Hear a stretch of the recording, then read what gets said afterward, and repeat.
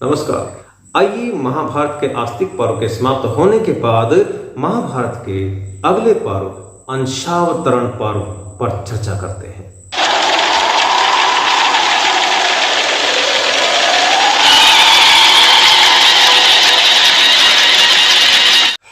श्री वेद व्यास जी कृत महाभारत हम पढ़ रहे हैं, जो कि संस्कृत में लिखा है। हम केवल हिंदी अनुवाद आपके सामने ला रहे हैं।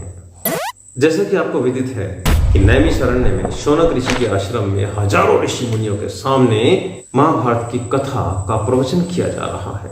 भृगुवंश के, जिनका नाम उग्रश्रवा है, वह इस कथा को कह रहे हैं।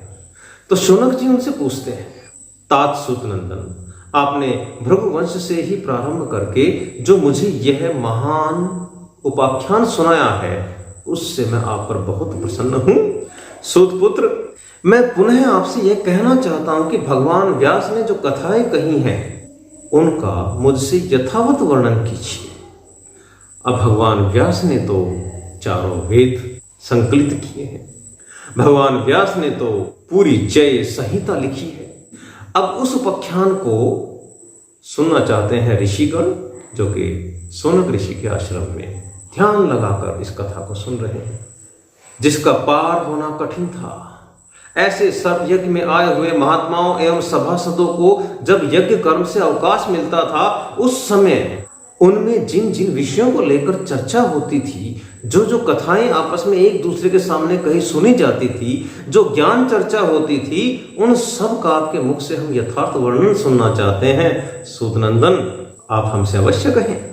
उग्रश्रवा जी कहते हैं, हे शौनक, यज्ञ कर्म से अवकाश मिलने पर अन्य ब्राह्मण तो वेदों की कथाएं कहते थे, परंतु वेद व्यास जी अति विचित्र महाभारत की कथा सुनाया करते थे। शौनक जी कहने लगे, महाभारत नामक इतिहास तो पांडवों के यश का विस्तार करने वाला है।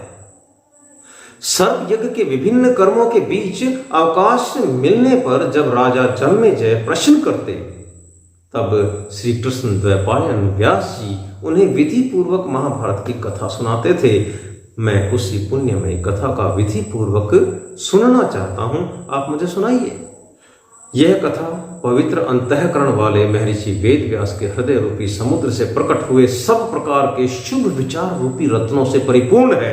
हे साधो शिरोमणे, आप इस कथा को मुझसे सुनाइए।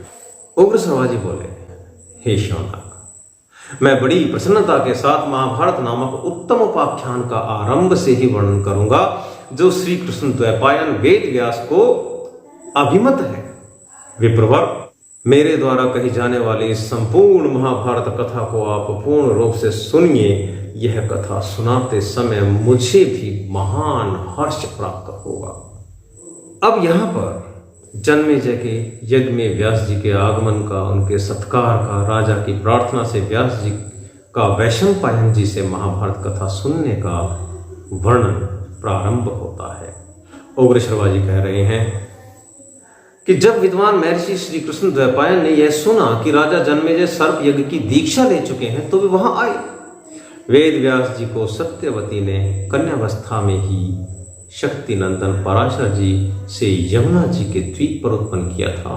वे पांडवों के पितामह हैं। जन्म लेते ही उन्होंने अपनी इच्छा से शरीर को बढ़ा लिया और उन महायशस्वी व्यास जी को स्वतः ही अंगों और इतिहासों सहित संपूर्ण वेदों एवं उस परमात्म तत्व का ज्ञान प्राप्त हो गया, जिसे कोई तपस्या, वेदाध्ययन, व्रत, उपवास, शम और यज्ञ आदि के द्वारा भी आसानी से प्राप्त नहीं कर सकता है।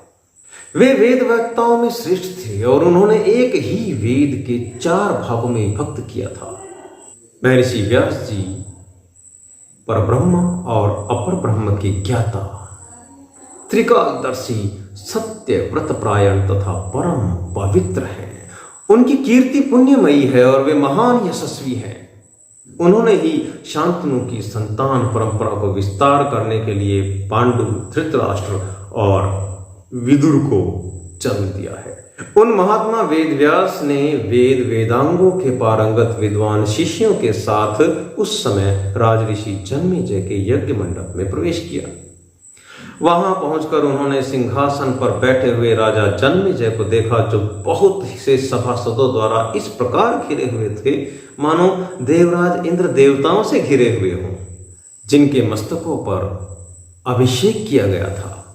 ऐसे अनेक जनपदों के नरेश तथा यज्ञ अनुष्ठान में कुशल ब्रह्मा जी के समान योग्यता वाले ऋत्विज भी इन्हें सब ओर से घेरे हुए थे।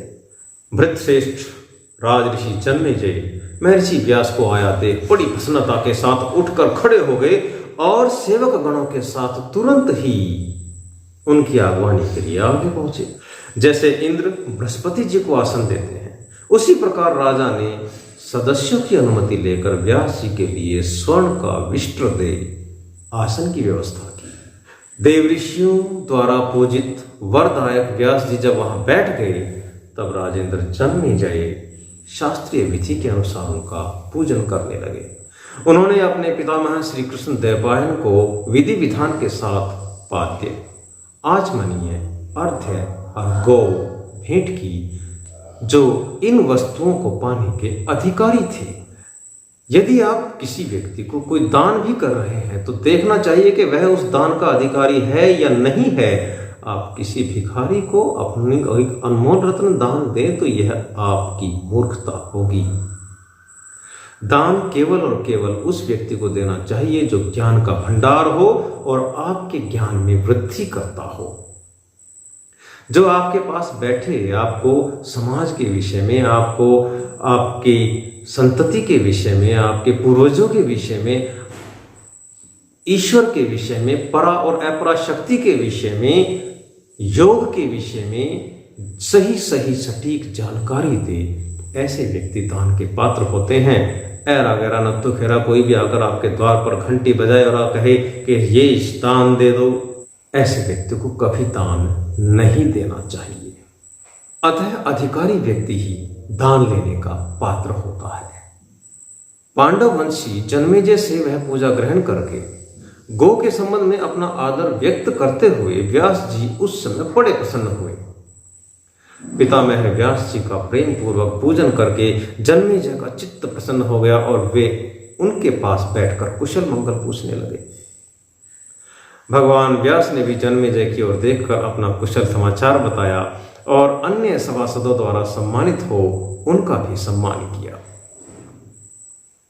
तदंतर सब सदस्यों सहित राजा जन्मेजय ने हाथ जोड़कर द्विजश्रेष्ठ व्यास जी से इस प्रकार प्रश्न किया।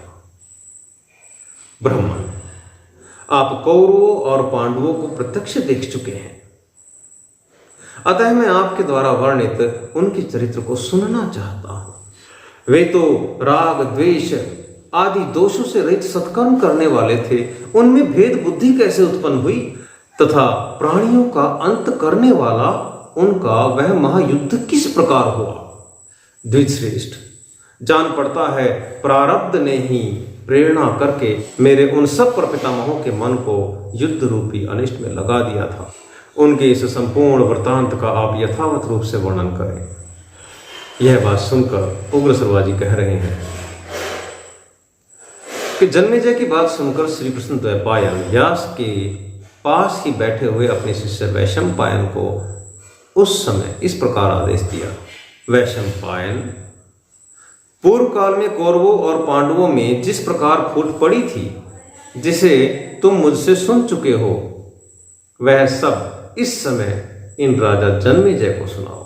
उस समय गुरुदेव व्यास जी की यह आज्ञा पाकर विप्रवर वैशंपायन ने राजा जन्मेजय, सभासदगण एवं अन्य सब भूपालों से कौरवों पांडवों में जिस प्रकार फूट पड़ी और उन सब का सर्वनाश हुआ, वह सब पुरातन इतिहास कहना आरंभ किया।